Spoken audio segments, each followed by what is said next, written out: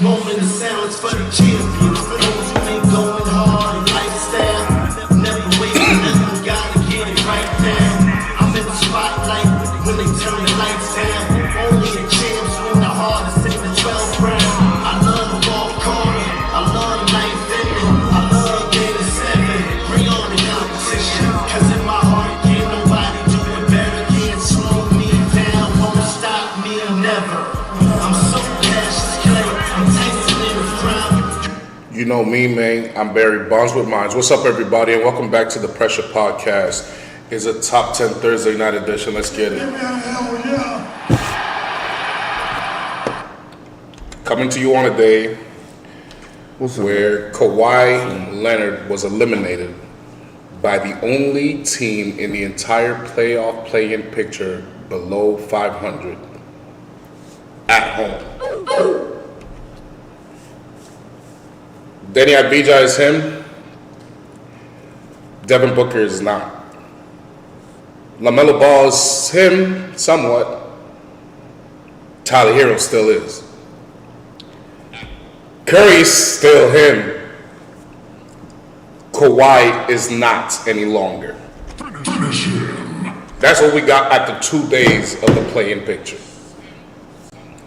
Today, we're going to recap the play-in games. We're going to give you a few top 10 randoms, and we're also going to give you the predictions for the final play-in games Friday night. So without further ado, we are coming to you live from our studio in Orlando, Florida. It's your boy King Cole. LeBron, man. What's up, guys? We are rated M for millennials. Top 10 Thursday. Today, like I said, recap the play-in games. We have top 10 playoff moments, top 10 playoff matchups, and we also have top 10 LeBron playoff moments. Playoff moments or performances? Yes.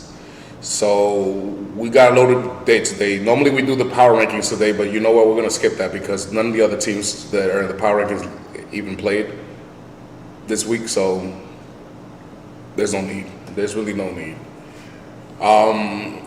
Let's dig in with the first game, where it was the Miami Heat versus the Charlotte Hornets, a game that went into overtime, a game where the Hornets were favored by 5.5 points, and I told everybody, do not bet that. This is a team making their first playoff, debut against a seasoned vet team like Miami Heat. I wouldn't expect a 6-point win, and I was right. I should only bet 0.5. I didn't bet this game. I said cut it in half to 2.5. Wasn't even enough. It's a game that featured Bam Adebayo leaving in the second game because of a leg injury. Controversy after that. Everybody thinks LaMelo Ball did that on purpose. I don't think he did. Davion Mitchell showed up for Miami. 28 points, 12-24 for 4 rebounds, 6 assists, and he also was 4 of 9 from the 3-point line. He was playing a lot like his older brother. But Tyler Hero did his thing as well. However, on the other side, LaMelo Ball, who was 2 of 16 from 3, still found a way to get it done. He finished 12 of 31, 30 points with 5 rebounds and 10 assists. So he still got his teammates going. He still got the game-winning layup, even though he botched the closeout. He got it done. And some could argue if it wasn't Kobe White, we wouldn't even have this conversation. But what are your game notes from here? My game notes are Miami Heat need to rebuild. I don't think retool is a good idea. I think you might as well just rebuild the team. Get rid of Bam. I think it's time for a new regime. You guys can't keep coming in going into playing. That's 3 years in a row, and it's like, I get it, Jimmy Butler is gone, but where's the development from all the other players? Like all the players that you guys keep getting in these first rounds. The Celtics, meanwhile, they'll go and get a second round player, and they'll go and play for the Celtics, and for some reason they're successful. Well, honestly, in their history, other than Dwayne Wade, when have they ever done that? Bam Adebayo. That's about it. Tyler Hero. Yeah, I mean, I guess you could say that, but it's not going anywhere from there. It's like they went to the finals, but what was that like? They won twice. Yeah, but that was like how many years ago? Not that long ago. And they It was only 3 years ago. And then 6 years ago the first time. they keep like, I don't know. I just don't feel like the pieces are meshing well. And then with the Hornets, I feel like the pieces are meshing well. They're young, energetic group with very very lack of experience in the playoffs, but they're just playing with heart. That's what I took from it. The other night, Brendan Miller showed up. Bridges showed up as well. I mean, like, I thought for the most part they look pretty good. They look pretty good. And you sprinkle a little Kobe White on top of that, and who knows? The game notes that I got is that Miami is still Miami. They showed what they are, a team that's resilient, a team that's going to fight, and a team that can be clutch. I think hats off to Miami. They actually had a good season. They just were in a weird season where 43-39 land you 10th seed in the Eastern Conference. That just doesn't happen very often. But I think they don't have to rebuild. I just think they have to build around now maybe Davion Mitchell instead of Norman Powell, because Davion Mitchell looked like he was a gamer to me, and Tyler Herro's always been a gamer. Powell, I don't know. I thought it was a little much less to be desired left on him. I think I wanted to see more from him. But Miami, listen, they didn't play him. That's the thing either. That was so weird. That's what I want to know. So what happened weird with that? But even when he did play, he just wasn't assertive very much. Something. Like he was giving it to Tyler Herro. So I think because you got to understand, the Miami Heat that went to the NBA Finals, this is not the same Heat anymore. No, yeah, I know. But that window that they had, they used it. But what I'm saying is, there's a few of the players that went on that were on that team. You know what I'm saying? No, I know that, but it's still not. Now, but you can't, just because the few players are there. You want the nucleus to still be there, and the nucleus is not there anymore. It's a completely different nucleus now. They still have Bam Adebayo and Tyler Herro, but the rest are different. And you have to see this Miami Heat as a completely different team. That window that they had, it's already closed. They had it with Jimmy Butler for 2 years, and they couldn't get it done. Now they're going to have to retry with I would think David Mitchell is someone you could build upon. I'm not saying to pay that man $250 million. I'm just saying, that guy can fucking ball. As far as the Hornets is concerned, I think they did very good, except they jack up way too much threes for my taste. It still ended up with a win. This time they will be playing on the road at Orlando. Let's see how their shots fall then. But I think LaMelo Ball is a gamer like I knew he was going to be. And I thought that Brandon Miller and Bridges and company did what they do. Conker Nipple played like a rookie. He was 0 for 6 from 3-pointers, so they spread him up.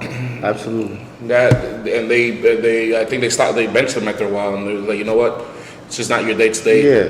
Let's just get somebody else. But kudos to LaMelo Ball. Everybody says, yeah, he went 2 of 16 from 3. I get it. I wouldn't want someone who's 2 of 10 going for 6 more threes, but at the end of the day, that's what they do. The Hornets are one of the most efficient. One of the biggest 3-point shooting teams in the league. Oh yeah. Especially doesn't mean that they're deficient. It just means that they're going to put up a bunch of 3-pointers up. It's the Celtics and Hornets, pretty much. Yeah, but I think LaMelo still did what he had to do. When his shot wasn't falling there, he was still attacking inside. What I don't like is when people fall off with a shot that it's not falling and that's all they do. We'll get to that in a few minutes.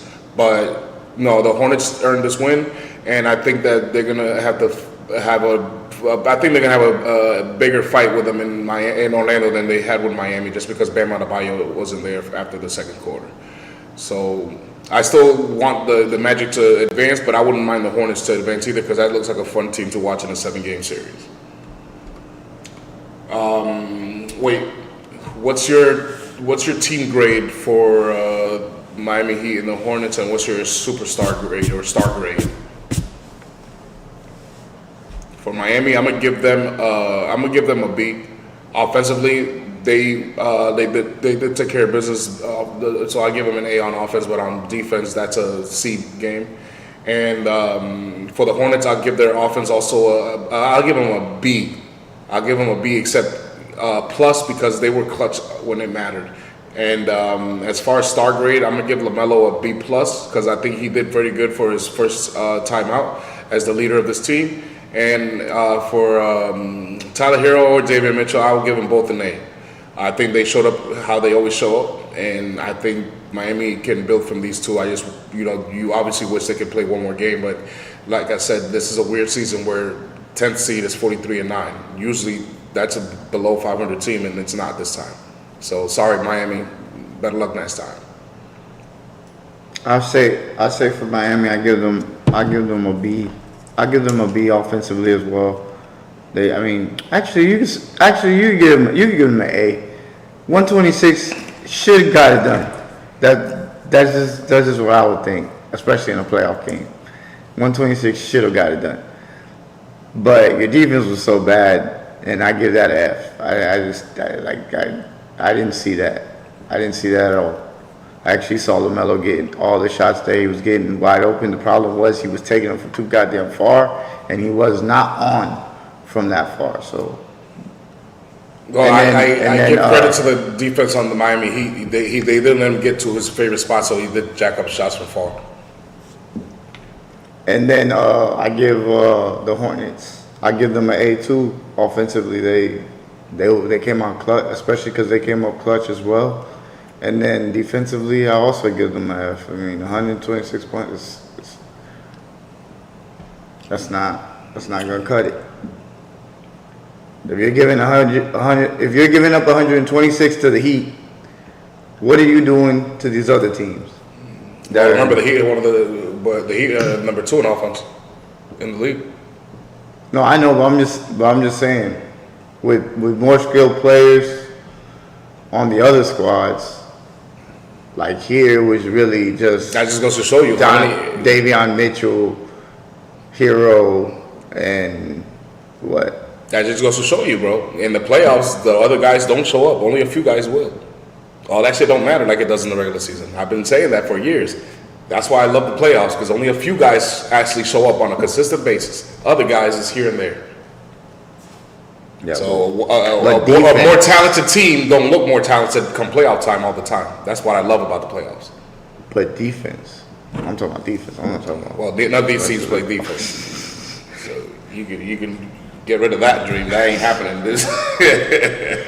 So they're gonna have to outscore. They're the Lakers, they're the Lakers of the East. Okay, got you. That makes sense. Then we got the Blazers, who shocking upset, took care of business and took the 7th seed away from the Phoenix Suns in their own home court. You have Denny Avdija, who's a rookie. 41 points in his playoff debut, 15 of 22. I don't need to read the rest. He has 7 rebounds and 12 assists. This man was a nightmare. Meanwhile, on the other side, the guy who I said when we make this prediction is easily the best player on the court, should be the best player on the court, something told me he wasn't going to be. 22 measly points, 7 of 17, 1 rebound, 4 assists. He was 0 of 2 from 3. He took 2 shots from 3. Wow. He's a 3-point shooter. Meanwhile, his teammate, Phoenix shooting guard Green, 29. 35 points, 5 rebounds, and 2 assists. You should be ashamed of yourself, Devin Booker. You're supposed to be a star. You were in the NBA Finals not too long ago. You were supposed to be a star. You're supposed to be next. You scored 70 points in the NBA game, motherfucker.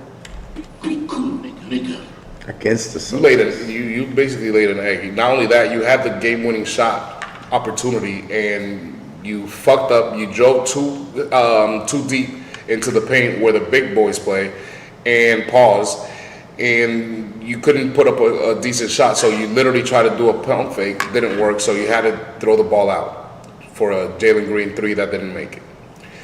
Because it's supposed to be on you. You're the leader of the team. You're supposed to do what LaMelo did. You're supposed to do what Denny Avdija did. You're supposed to do what Tyrese Maxey did.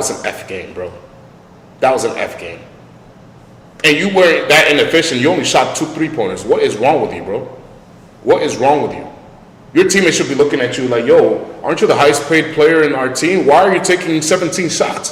LaMelo Ball took 17 of those from the logo. What the hell is wrong with you, Damn bro? near.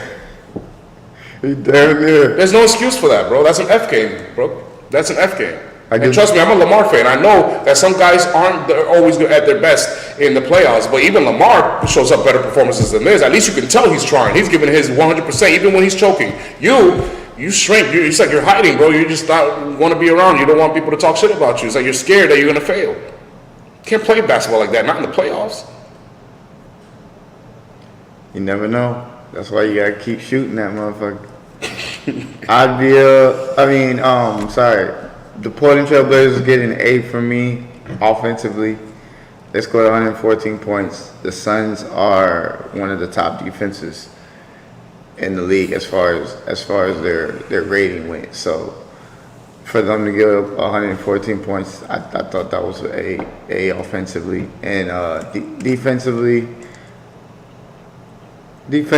I give you an F because Jalen Green had 35 points. I didn't expect that from Jalen Green. I expect that from Devin Booker. Thank you. But anyways, moving on. The Suns get an A offensively. They were able to score, but defensively they get an F. The Blazers, I didn't think should have came in and basically like stomped all over the Suns, especially knowing that how big of a favorite that you were coming into this game. So it was shocking. It was shocking to me, this game. I ain't gonna lie. I thought the Suns had this one in the bag. I definitely thought quarter. this game was. But I knew something was suspect because for the most of the first half, the Blazers were winning. And then Devin Booker, you get an F. And of course, obvious. Come on, man. That's obvious. That's obvious. I'm gonna start calling them that. Obvious. Here's our hometown team, Orlando Magic, who laid an egg in the fourth quarter against the Philadelphia 76ers. Philly moves on to Boston while Magic get a second chance against Charlotte. tomorrow night. Paolo Banchero, 18 points, 7 of 22, 5 and 4, 0 from 5 from 3-point. 5. Meanwhile, Tyrese Maxey, 31 points, 11 of 25, 2 and 6, 3 of 9 from 3-point. He wasn't even shooting that good either. Desmond Bane, though, 34 points, 33 rebounds, 3 assists. Desmond Bane doesn't deserve to be on this team. No, That's all I got. he deserves to be on the team. The problem is the wrong guy is taking 22 shots, or Paolo Banchero is just not awoken yet. One of the two. I think There's that, no awakening that, bro. Well, I've seen him play It's a better. It's a bad season. I've seen him play better. It's just a bad season. I think he'll be He fine, has regressed this season, but I don't think all is lost. I don't think people calling him a bust. Fuck. However, if you keep showing up in the playoffs like this, brother, we might have to call you a bust because we expect way better than this. We expect a 30-point game from you eventually. Every game, I expect 30 from you. Tyrese Maxey, he didn't go Super Saiyan, but he Just showed enough. Super Saiyan flash in the fourth quarter. The man is clutch. He did one of the. And you know why I love the fact that Joel Embiid is gone? Because I think the Sixers would have lost this game had Joel Embiid been over there ball hogging. Game notes. It's not much game notes here. It's just Paolo Banchero's regressed, literally. And I wanted the Magic to win. You had Philly winning, so you had that one right. Team grade. I'm gonna give Orlando's offense a B-, because it wasn't until the fourth quarter that they just stopped scoring for some reason. Because it was actually a tight game until then. And then their defense, I'll give them a solid B+ because they actually did their thing. They gave their offense and team a chance to win the game. The offense just didn't pull up. Their stars didn't, or the leaders didn't. And then Philadelphia's offense, I'll give them an A. I give them an A-. They did what they had to do, but they weren't efficient. So nobody was efficient in this game. And but they were clutch thanks to Maxey. And I'll give their defense, I'll give them a A- as well because they held the Magic to under 100 points. And I don't know if that's not easy or hard because Desmond Bane still torched you, but at least you made sure this motherfucker didn't get going, especially from the free throw line. And star grade, I'm gonna give Paolo Banchero an F game, and I'm gonna give Tyrese Maxey a B+. Actually, A-. He was with a younger squad than normal. He's the leader now. The last time I saw him, he had Joel Embiid. This time, he's the number one leader. He gets props for that. He got the win. He put his team on his back like, hey, y'all, because they didn't make the playoffs last year. And he said it in the post-game interview. The guys are like, man, I wonder what the playoffs is like. So he's like, you know what? Nah, fuck that shit. We're going to make the playoffs, okay? So kudos to him for getting the job done like a leader should. Facts. I'll give Orlando's offense a B. I will give Bane's offense an A++++.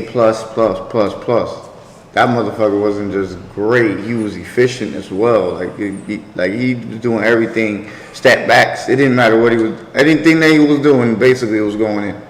It was just one of them nights. It was one of them where he was just getting the ball and basically he could have chucked it in the ocean, like that type of shit. And then defensively, I give them a B. They did, hold Tyrese Maxey from, shooting a good percentage. And for the most part, Paul George kind of got it going a little bit, but it was just like in one quarter. Most of that happened. Most of that damage was like in one quarter. Other than that, they kind of like neutralized them. And then Philly, I'm gonna give their offense a B as well. I think nobody was really efficient in that part of the game. And then defensively, I give them an A. Banchero, as you see, 7 for 22. Even though they couldn't neutralize Bane because Bane was just on one, everybody else was pretty much neutralized. And then Tyrese Maxey, you get an A for your effort. And Banchero, you get an F from me. I'm sorry. And also, I want to say Bane, you get an A+++++. Yeah, but he's not the star. He's not the star. Fuck that. He looked like the star. This was supposed to be a matchup of stars, but only one showed up. The Golden State Warriors went into LA, into their new stadium for the first time in the playoffs, where they have no banners, and a sub-500 team eliminated them at home. Steph Curry, 35 points, 12 of 23, 7 of 12, 4 assists, 27 of those 35 in the second half. Kawhi, 21 points, 8 of 17, 7 rebounds, 3 assists, 1 of 5 from 3.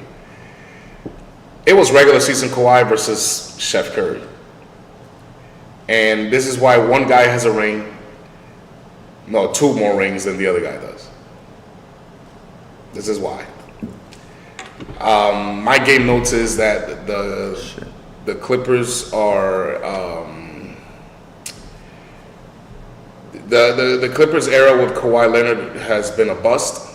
The Clippers investment into Kawhi Leonard is dead, and I believe they should be shopping him and building around Mathurin and well, I wouldn't build around Darius Garland. If I were you, I'd trade him too. But this was pathetic from Kawhi Leonard. To me, he's no longer a star either. He's been irrelevant for about a good 7 years now. Mr. Misses over 30 games a season. I don't need you around. I don't need you in my playoffs, and I'm glad you're not in my playoff picture. Steph Curry, thank the good Lord for you. I didn't know if you were going to show up like Steph Curry normally shows up, but we always say you have to tune in because you never fucking know with this guy. You fucking never know. And even in the first half, I'm over here, I just got off work, I'm watching, and I'm like, well, it looks like the Clippers are going to win this one. Nope. Then the second half started, and Steph Curry did not turn it off. It was on from then. And I'm like, yep, Golden State's winning this one. Because I don't see the other guy over there matching him in any way, and I don't see him even trying. 27. He's irrelevant. So game notes, that was like game notes. As far as team grades, I'm gonna give Steph Curry obviously A+, and Kawhi Leonard, I'm gonna give him a C. Golden State Warriors offense, I'm gonna give you a C. I'm gonna give the Clippers offense an A. I'm gonna give the Golden State Warriors defense a C, no, an F, and I'm gonna give the Clippers defense an F. The reason why I give the Golden State Warriors offense a C is because only 3 guys. Actually, that's not true. That's not true. I'm gonna give them a B because 4 guys showed up: Porzingis, Horford, Steph Curry, and was it Wiggins? No, it wasn't Wiggins. Wiggins plays for Miami. Who was it? I forgot who it was. It was somebody else. Those are the only guys that show up. Pachensky, Draymond, all those guys are useless on offense. Literally useless. Is it Quinones? Yes, that guy. Those 4 guys showed up. Everybody else, Santos. yeah, everybody else is irrelevant in Golden State. They are the worst offense I've ever seen in the Steph Curry era. How they score 126, I don't know. Yes, I do, because of Steph Curry. But Yes, I do. Steph Curry. it was because obviously you can't play the unicorn 40 minutes, okay? Al Horford is not to play 40 minutes like that either. It's just Steph Curry and that guy right there most of the game. But those guys always show. That's one thing I can say about Porzingis and about Horford and about all of them. They big time when it's time to. Well, When it comes to that time, I don't know what it is. had it not been for that, They definitely. had it not been for that, Golden State would be going home. But thank goodness they didn't, and thank you for showing up and eliminating the Clippers. It's fuck Kawhi Leonard. Fuck him. Fatality. I give the Warriors. I give the Warriors a B, offensively. A C defensively. The Clippers, all around to me, they have some pieces, but yeah, I agree with you. It's time to go in another direction. Yeah, that's just done. Whether it be He ain't giving you no banners. Whether it be, I guess, well, at this point, you might as well keep Garland because you already basically invested in him. So, unless you can find somebody who wants him, but I just feel like he's just like a really good offensive player who's a liability defensively. Yep.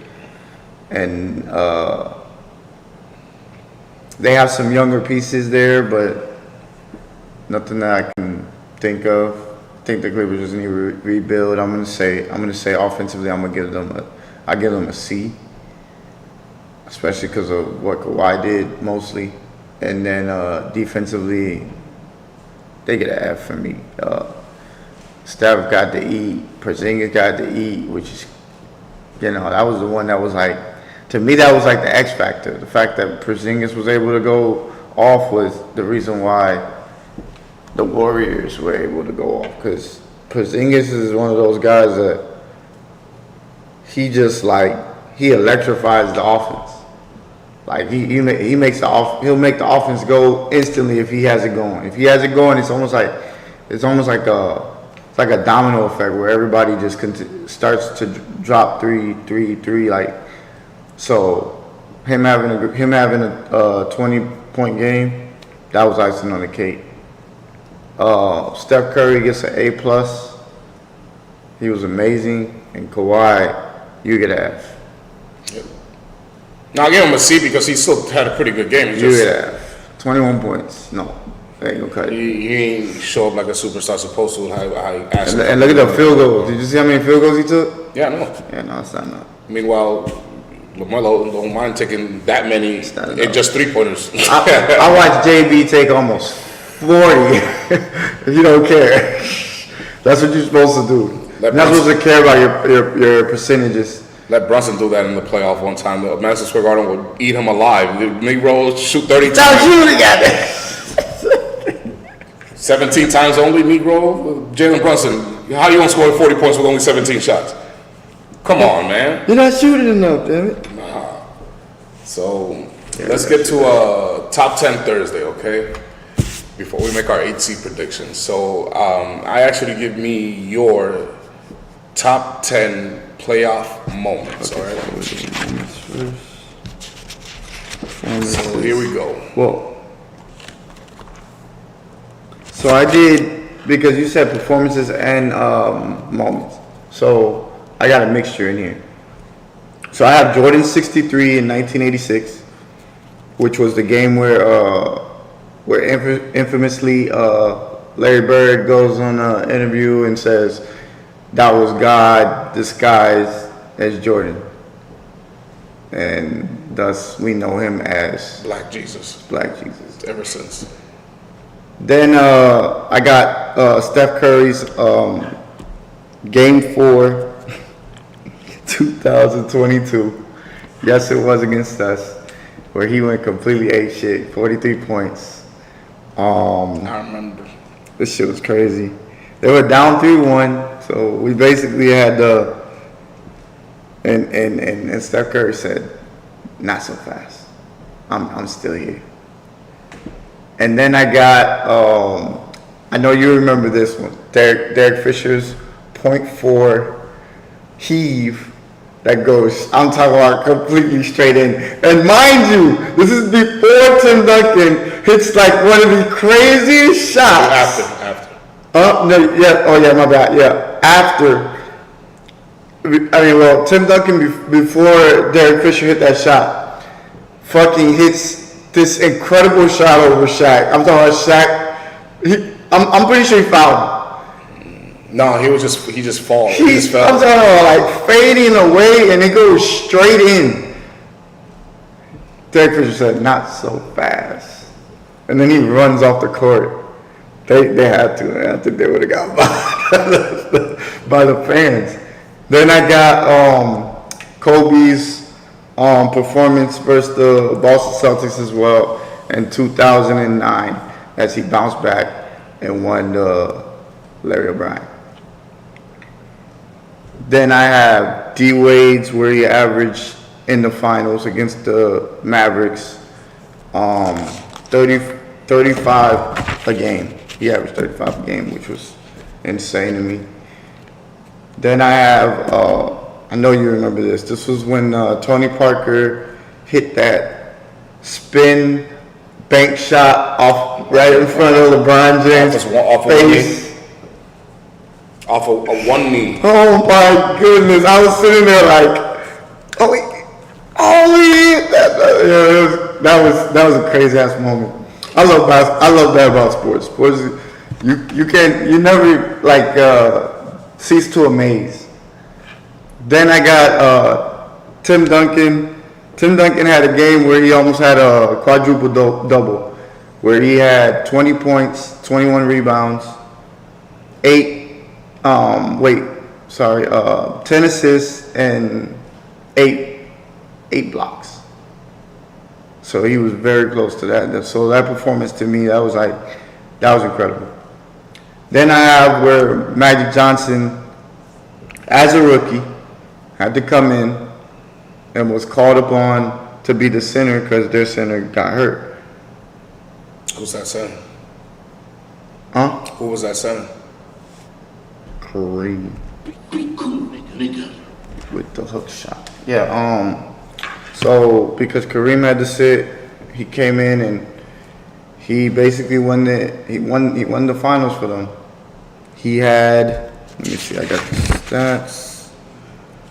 30 and 19 or something like that, 36 and 19. No, he had 42, 15 rebounds. Yeah, 15 rebounds. And I know he had some assists too. I don't have it here written down, but I'm sure he did. And they ended up winning the title. And then I have Giannis, 50-point game in the finals, 2021, Game 6, sealer. And then I have the infamous, as we all know, Allen Iverson goes into Staples Center and just it was 48 on the. it was crazy. Lakers. He had 48 points, but he has an infamous scene where The he dagger. plays away and Tyronn Lewis. He crosses him over and steps back, and that's why Tyronn Lewis on the Yeah, ground. facts. He crossed him over, my bad. He crossed him over and then he stepped over him. It was just one of them scenes like he hits the shot. Look at who's you. So, My list is a little bit more biased because I'm a Knicks fan, so you're going to see a lot of Knicks here. One of my favorite playoff performances moments was Jason Tatum dunking on LeBron James. God damn it. you gotta get that Then one. I have Kobe crossing over one of my favorite players of all time is Scottie Pippen to lob it to Shaq and alley-oop. Shaq points at the crowd, game's over. In this game, the Lakers were down 14 points at home on the route to the NBA Finals. Scottie Pippen was going for his 7th ring. And this moment not only sparked the birth of a dynasty, but it changed the career path of both Kobe and Shaq. Underneath that, you see the 0.4 seconds left from Derek Fisher. Like he mentioned over here, Tim Duncan had a crazy fadeaway as he's falling, leaning back. Left 0.4 seconds, and Derek Fisher hit that. After the game, Shaq said, "One lucky shot deserves another." Well said, motherfucker. Fatality. Then you have Reggie Miller giving the choke sign to my New York Knicks and Spike Lee, you know what I'm saying, courtside, doing what he does best. Meanwhile, we just experienced that just last season with Halliburton, and I knew it. I said whenever the Knicks are good, the Pacers are around, I expect us to play the Pacers, and for some reason or another, I expect them to be a thorn of our side. Sure enough, they are, okay? And what did I say last year? I'm like, man, I hope it's theater like the Reggie Miller days, because this is what I want. And sure enough, that's exactly what we got. So there we go. And now you lose your coach and Tyrese Halliburton is hurt. Yep. That's crazy. And then we have some more Knicks. And here we have Scottie Pippen dunking it on Patrick Ewing. I have no idea how Patrick Ewing's leg gets so high like that, pause. But cheese and rice. Then you got Michael Jordan dunking on Patrick Ewing. It's a very famous where he got double teamed by Starks and Oakley. He spun back and then dunked it on Ewing. I don't know how that happened, Just but a that's road like session? Jesus. What's going on? But then we have Patrick Ewing after his putback on the Pacers with his arms up in Madison Square Garden. It's the first time the Knicks went to the NBA Finals since we won a championship. And then obviously John Starks got it back. He dunked on Jordan and fucking Horace Grant at the same goddamn time. So fuck them. So All right, so those are my favorite playoff moments. All right, let's go a little faster because we don't want to lag. We're at 40 minutes now. Let's do go it. to the bet. This is our top 10 favorite NBA matchups of all time. Here we go. I wanted to see this one. So obviously, I got I'm a huge fan of Michael Jordan and him having to go through those hurdles with Isaiah Thomas. That was incredible to watch. So I have that as one of my favorites. Then I have the matchup of, I know he got swept, but he learned valuable lessons in that matchup against Elijah Wan. He was able to pick shit up, and I thought he played well. I thought he played well for somebody who was, for the first time going to the finals. You know what I'm saying? So I thought that was an incredible matchup. Then I got the Paul Pierce and Kobe, 2008, 2009, either one you could pick. I loved when they went tit for tat. They were kind of similar in their approaches, so that was cool to watch. And they're both killers, so that was also a treat. Then I got the Sacramento Kings versus the Lakers in 2002, where my man over here says that all of them could dribble, pass, and shoot, and they had to deal with Kobe and Shaq. So And a referee. and the referee, of course. So that I also love those games as well. Those games in the playoffs against for you them. casuals- That was hell. That was hell. That was for real. And for you casuals, fuck you. Then I have Pierce versus LeBron. Actually, Pierce versus LeBron was also box office to watch. I've seen them have games where they scored 40 each. I've seen them almost score 50 each. So those were good matchups, especially because in the playoffs, those guys would be like 30, 35, 34. Like they really be putting up numbers. So that was fun to watch, just as an entertainment standpoint. Barkley and Jordan, that was incredible finals as well. Barkley just needed a little more help. Obviously, Jordan is. I think Barkley had who he is. a lot of help, bro. You think he had enough? Just Jordan's better. Could be true. But for those who don't know, Charles Barkley can score the ball very, very well. Don't think that Charles Barkley was Draymond Green back then, where he just got rebounds and scored putbacks and shit. This guy can actually really score the ball for the casuals. Then I have KD and LeBron. Guess who's going in the playoffs again? Guess who's ahead in the head-to-head though? I already know. I already said it. KD's up 9-5. Yeah, but it's got an asterisk to it though, because he had to go and join Steph Curry, so Yeah, we know. We know. But that's always great to watch. KD, LeBron, that's almost like LeBron and Melo, pretty much. I guess you could say they do have similar styles. Then I have one that was super underrated, and I get it because it was in the bubble, but man, did those guys go off. Donovan Mitchell, Spider Mitchell, and Jamal Murray put on a show that year. That was crazy to watch. Then I have the Miami Heat and the Spurs back to back. I put both years here because they went. I mean, that's what happened both years, and that was also great to watch. Especially in the second one where Kawhi was able to, get them over the hump. So those are my top 10. All right. Go a little faster here. Oh, wait. So I have, no, these are my top 10 LeBron moments, okay? So I have LeBron choking every fourth quarter against Dirk Nowitzki in 2011. Okay, look at the points in the last 5 minutes: 0-0-0. Look at Dirk Nowitzki, 20-something. Then I have LeBron's takeover game where he just destroyed the Detroit Pistons and finally went to the NBA Finals. And I got game 6 LeBron. Those are the two best performances I've ever seen LeBron play, and you wish you had more of those. I have that one. I have LeBron screaming at J.R. Smith because he forgot what the score was. Then I got LeBron getting swept by Steph Curry and them.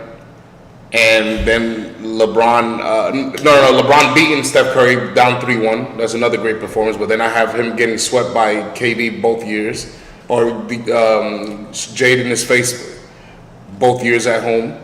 Then you have LeBron bricking the game winner that ended up being Ray Allen's, or the game tie that ended up being Ray Allen's. Then I have LeBron beating the Thunder, and then LeBron's bubble ring, which nobody counts. So I have 5 embarrassing moments for LeBron, and then I got 5 good moments for LeBron. So fuck him, all right?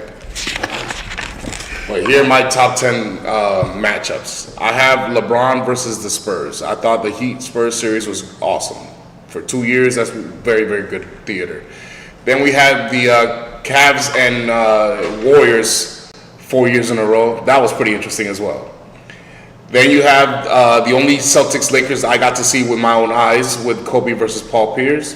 And then the years with LeBron either in Miami or in Cleveland with Boston Celtics as their nemesis.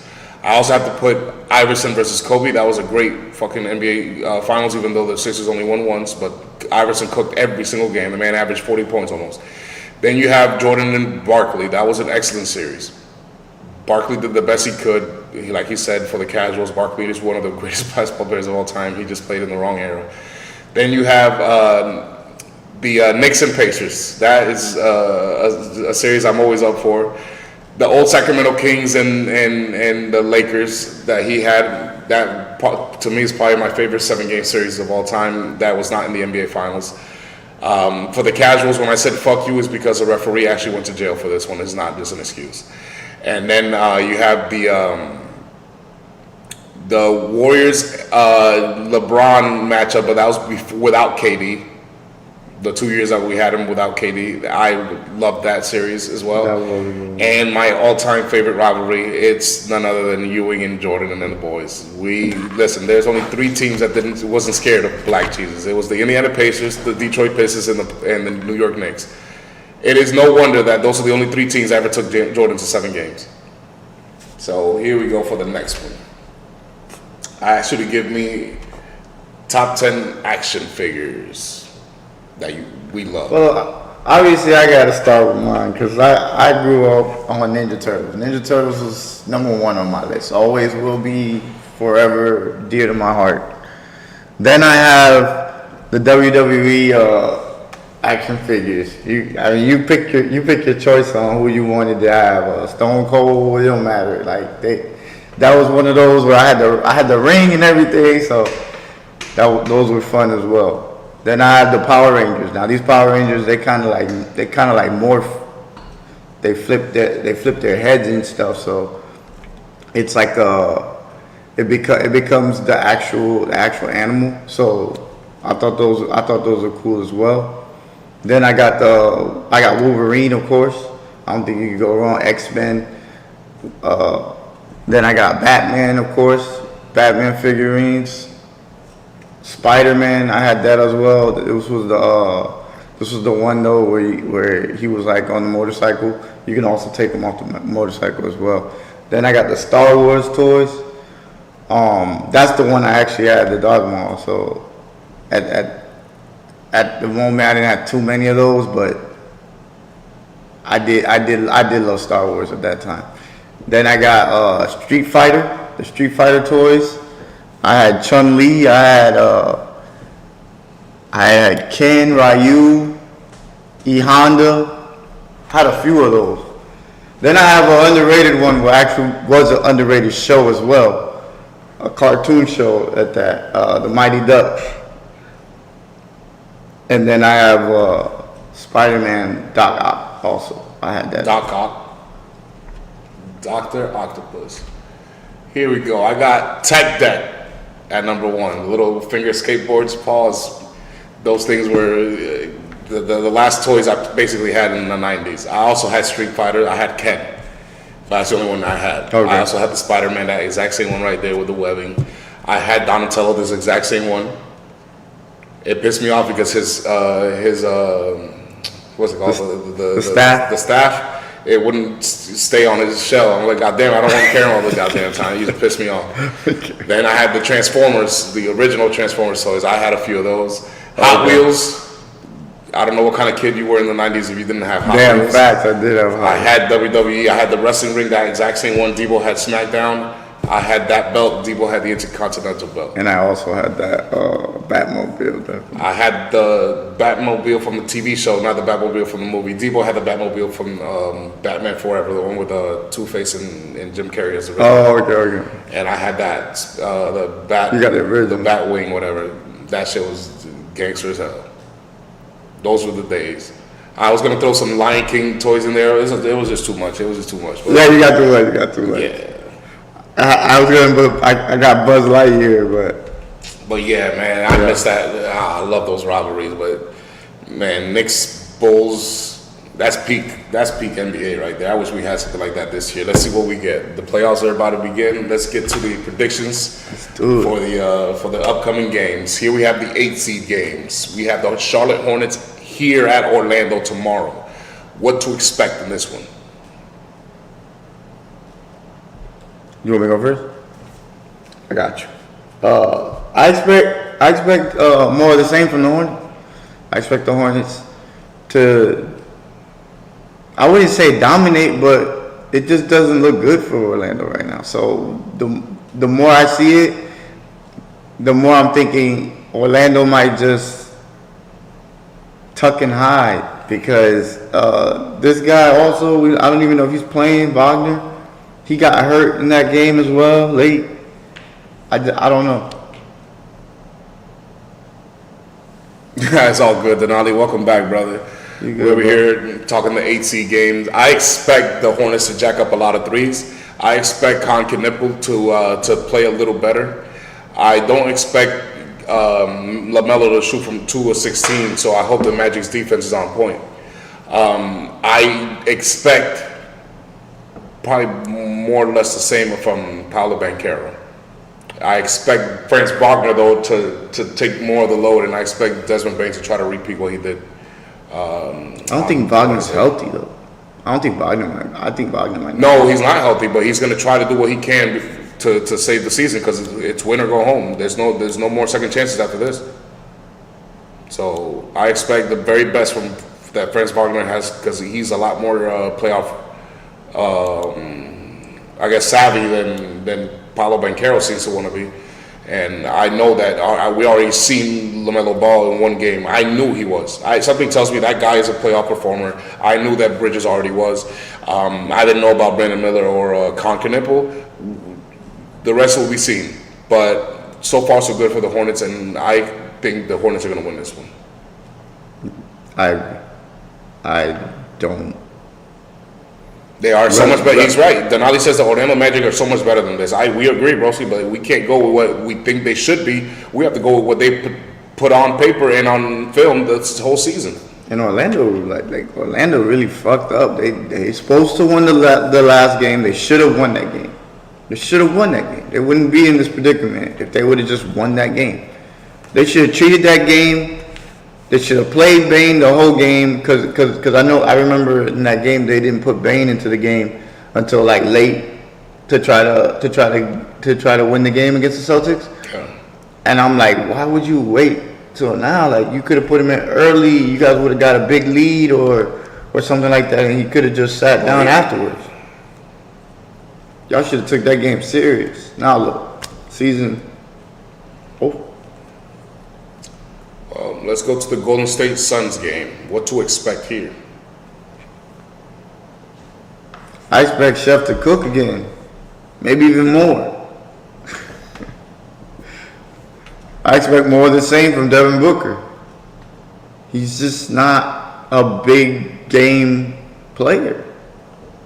He's never shown it.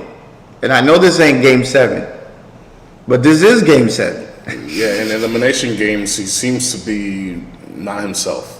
In games where he has room to fuck around with, that's when he shows up. But when it's do or die, Game 7s, look at his Game 7 numbers, guys. You don't want to see it, believe me. It's impossible. It's impossible. This guy scored 70 points, and this is how he plays in Game 7. It's unreal. It's unreal. I expect Steph Curry to put up another 30-point performance. I expect Porzingis and Al Horford and the other guy, the Mexican dude, to show up. I expect Jalen Green to show up, and I just pray that Devin Booker shows up. I want to see a star versus star show, shootout, fireworks kind of game. But I know I can see it from one side. I don't know if I'm going to see it from the other. I think the Golden State Warriors are going to win this game because of that. I believe the Golden State Warriors will win this game as well. I just have lost faith in one star, and I have never lost faith in the other one. So. And the fact that he had the other show, like a couple people show up with him. Yeah. That's pretty much what he needs. So let's recap Denali on the top 10 Thursday.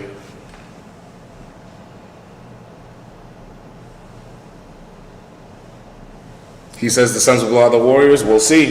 They have a second chance to make it into the playoffs. Let me ask you a question though. Let me ask you a question, remember, he hates Denali. Steph Curry. Yeah. But let me ask you a question, Denali. Who would you pick? Steph, who would you pick? The Golden State Warriors or Portland? Because Portland just beat the Suns. So if Steph Curry has a performance over 30, they probably gonna beat the Suns again. Yeah, because the Suns, I don't know, they got no rhythm to them on offense sometimes. Let's recap him on the top 10 Thursday. Here's your top 10 playoff performances or moments. Yep, I got Jordan, the 63. I got Allen Iverson stepping over Tyronn Lue. Giannis with his 50-piece. Magic Johnson with one of the greatest performances as a rookie in NBA Finals history. I got Tim Duncan where he almost had a quadruple double. The only thing he was missing was two more blocks. You got Tony Parker with one of the craziest shots I've ever seen somebody hit over really good defense. LeBron, by the way, was guarding him, just so you know, Denali. And I got D Wade when he averaged 35 in the finals against the Mavericks to win the championship. Then I got Kobe, his bounce back in 2009 to win the championship against the Celtics, redeeming themselves. Then I got Derek Fisher with the .4, craziest shot I've ever seen. And then Steph Curry when he gave the Celtics BTA. It's just what it is. It's just what it is. Here's mine. I have divided into two. These are the bottom 5. I got Tatum dunking on LeBron. I have Kobe and Shaq alley-oop, started the dynasty. I also got the Derek Fisher in 0.4 seconds. I have Reggie Miller and Tyrese Halliburton doing the choke sign in Madison Square Garden, giving us the business. Then I have, sorry, Ewing. I have, You're like a roasting session for me. Like, what the fuck? I have Scottie Pippen dunking on Ewing really fucking hard, and Michael Jordan doing the exact goddamn thing the year before. And then I have Patrick Ewing getting his payback, taking the Knicks to the NBA Finals as he was drafted to do. And then I have John Starks dunking on Horace Grant and Michael Jordan. Like, I can't stop laughing when you said, how do you get his leg all the way? Say again? Like when you first did the segment, you said, how do you get his leg? I don't know how Patrick Ewing got his leg all the way up there. And then I'm looking at it, I'm like, damn, that nigga did get it. They both were up there, bro. That's how high these motherfuckers fly out here. Then you have this is my top 10 LeBron playoff moments, Denali. I have LeBron choking every fourth quarter of the NBA Finals against Dirk Nowitzki. That's one of the greatest of all time right there. But then I have LeBron taking over the Detroit Pistons by himself in Cleveland when he was a young pup. And then I got Game 6 LeBron in Boston. where he said, no, we are not going to roast my ass for the rest of this summer. We're going to win one, goddammit. Then I got LeBron about to slap the shit out of J.R. Smith because he forgot that the game was tied. Motherfucker over there dribbling like they took the upset. Fuck him, man. Fuck him. Then I got LeBron's 3-1 comeback against the Golden State Warriors. That was one of legend. Got his championship, do what he was born to do. Then I have Kevin Durant in back-to-back years in Cleveland, jaying up a fucking facial three-pointer in LeBron's fucking grill in his own punk-ass house 2 years in a row. Then I have LeBron breaking a shot that Ray Allen got to make the game-tying three-pointer that saved his career and ruined the fact that T-Mac was about a few seconds from winning a championship. If it wasn't for Kawhi Leonard missing free throws, we wouldn't be talking about this, but never mind.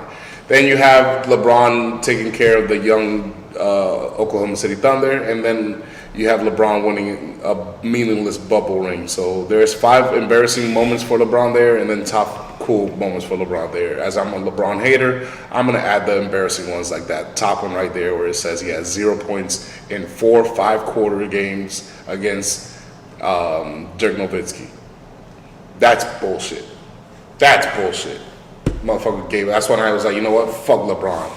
Fuck LeBron. So he came back to Cleveland. Once I only was with him one time in Miami. That's it. Because I wanted LeBron to win one. So that was that. So let's get to the next top 10, which is the top 10 matchups in playoff history that you like. Obviously, Isaiah Thomas and Jordan. I got Olajuwon and Shaq. I got Kobe and Pierce. I got the whole Sacramento team versus the Lakers team in 2002. I got Paul Pierce and LeBron. They had some epic battles in the playoffs.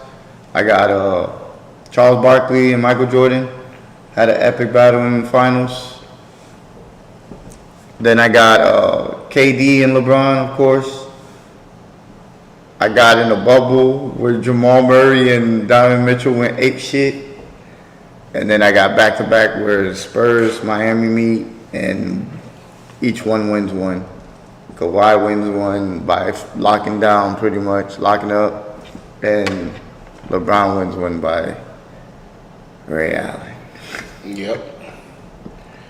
Denali says that because the bubble was in a neutral court, it actually makes it more impressive. No, it does not. A neutral court makes it more easier because you don't have fans to worry about. There's no fans in there, bro. You don't have your fans helping you, and you don't have the other fans hurting you, okay? Or you don't have your fans helping you and their fans helping you. Or you have your fans hurting you and the opposing fans hurting you, all right? The fact that it was a neutral court with no fans makes it very, very, very easy, not hard. There was no traveling. There was no travel schedule. There was none of that shit. They were in a bubble. Easy. It was easy. They never left. There was nobody to impress or not impress. There was no bitches on the side. There was no celebrities. There was nothing. Okay? So no. Matter of fact, everybody in the bubble should have been scoring like Donovan Mitchell and Jamal. So sip your Coca-Cola somewhere else because we ain't coping with that shit here. All right. So let's get to the other top 10. This is my top 10 playoff matchups. I have the Heat and the Spurs, LeBron versus Kawhi and Tim Duncan and them for 2 years. That was excellent theater and drama. Then we had the Cleveland Warriors, even though they were playing for like 4 years in a row. It was the 2 years that KD with LeBron, that was pretty crazy. Yeah. Then we have 2 years of Boston Celtics in a modern era with Lakers, Kobe and Paul Pierce there. Then you have LeBron versus Paul Pierce, whether it was Miami or Cleveland versus Boston. And then one of my favorite matchups was Iverson versus Kobe. They were both drafted in the same year, so it made it awesome. Another two that were drafted in the same class was Charles Barkley and Michael Jordan. They met in the '93 NBA Finals. You have the Indiana Pacers with the New York Knicks. That's always box office theater. The Sacramento Kings and the Lakers, they played each other for 3 straight years. The 3 years that the Lakers won the three-peat, it was the best of 5 series back then in the first round. That won 5 games the first year. The second year, they swept the Kings. The third year was 7 games. The referee helped them out. went to jail for it. Then you have Cleveland versus the LeBron versus just Steph Curry and Klay Thompson before KD got there. Those 2 years were also theater. And nothing is more peak basketball than Michael Jordan and Scottie Pippen and Horace Grant and the boys versus Ewing and Xavier McDaniels and Charles Oakley and Anthony Mason. Pat Riley versus Phil Jackson, that's to me the best rivalry of all time. You had Hall of Famers on both sides. The most frenzy arenas to me, people say Golden State's arena, Phoenix or Oklahoma. Listen, bro. Listen, man. You ain't gonna find too many fucking arenas more rowdy than Madison Square Garden than Chicago. The Madhouse in Madison is what they call the one in Chicago for a reason. That to me is peak basketball. Then you have top 10 action figures. That's when you walked into Denali. He's not gonna know this. Nah, he's not gonna know these. He's Not like gonna toys. know any of these. He don't even know. He don't even know the. Let me see. Maybe like the Wolverine and stuff, but that's probably it. Spider-Man. He probably like who's that on a motorcycle? Nah, but you know the Power Rangers. It's self-explanatory. It's 90s cartoons. You got Ninja Turtles. You got Power Rangers. You got Batman, Wolverine, Spider-Man, Mighty Ducks. You wouldn't know about that one either. But Street Fighter, you know Street Fighter. Yep, exactly. Nope. And then Star Wars. It's old school stuff, man. And then you got obviously the wrestlers, because you gotta have the wrestlers. Yeah, back then wrestling was It was big. was can't miss, bro. I had Tech Decks, the little skateboards that you play with your fingers, paws. I had Street Fighter, Spider-Man. I also had Ninja Turtles and Transformers. I had Hot Wheels. I had the WWF belt and I had a WWF ring. And then I had the Batwing and the Batmobile from the TV series. Because to me, the Batman, the animated series, is the best version of Batman of all time. That to me is the best Batman, the animated series from the 90s. But man, what a time to be alive back then. Hot Wheels. Man, I used to play with that a lot. And then to recap the games, we gave the Miami Heat good credit. They fought hard, but the Hornets, made more plays. Kobe White made a clutch 3. And funny thing is that Eric Spoelstra told Jamie Trash Kez Jr. to foul him. He didn't even do that. He let him turn around and shoot a 3.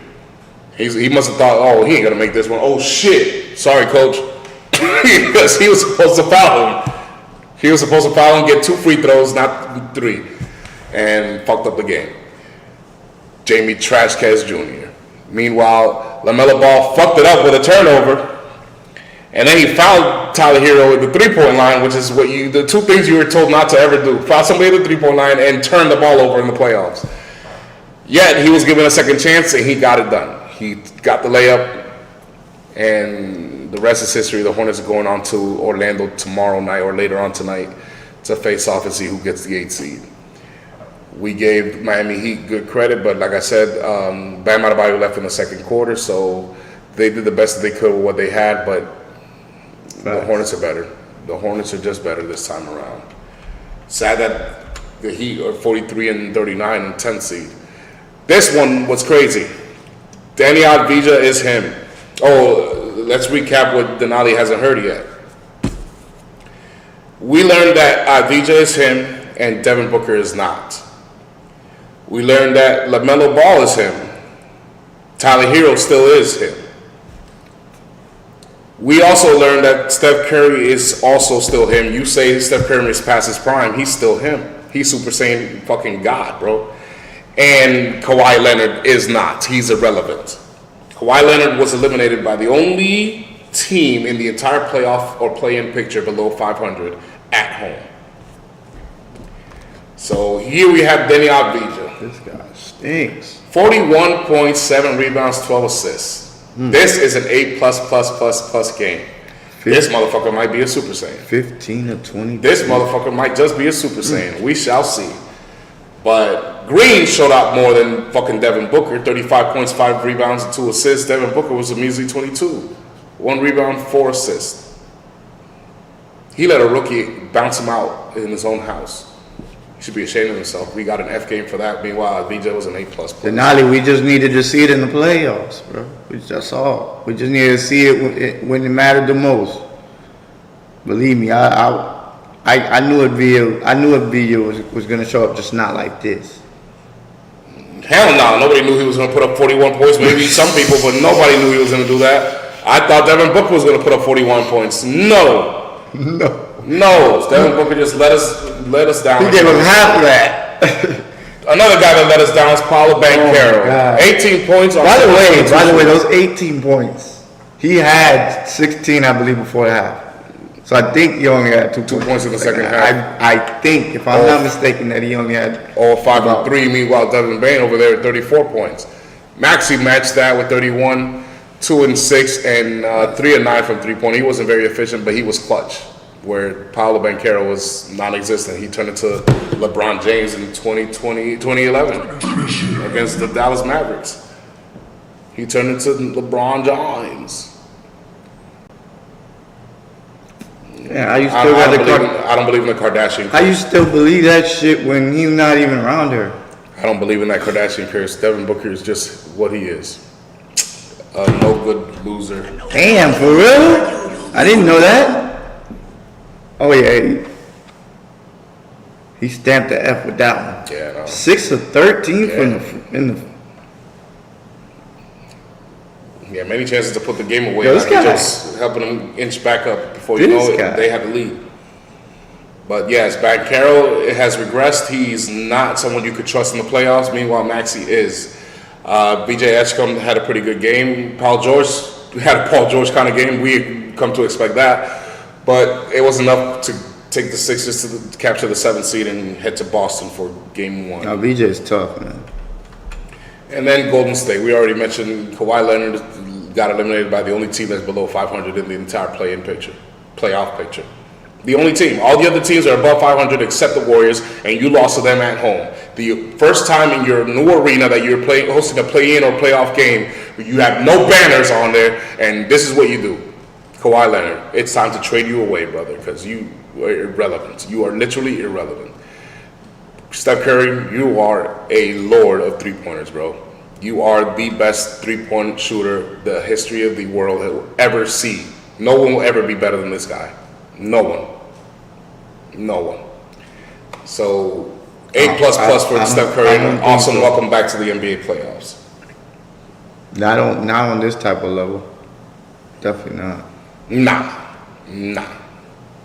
The way this man gets the ball, puts it up, and it's almost like he just throws it up. And down, pull up and shoot. That's it. It's the craziest shit. Kawhi needs to go to the Lakers? Maybe, bro. Maybe. But that was our recap for the play-in. We're starting to lag now, so I'm going to close out here, Denali. We'll be back on Saturday to recap the 8th seed games and see some game 1 performances, because Saturday is the beginning of the regular NBA playoffs. So Saturday we'll give you players under pressure, recap the play-in and playoffs, and give you some more predictions. Please feel free to subscribe, leave a like, comment, give us your takes, give us your top 10 playoff moments, top 10 playoff matchups, and give me your LeBron top 10, or give me your top 10 action figures that you grew up playing. See you, brother. Share this live with your friends, and please spam the like button for us.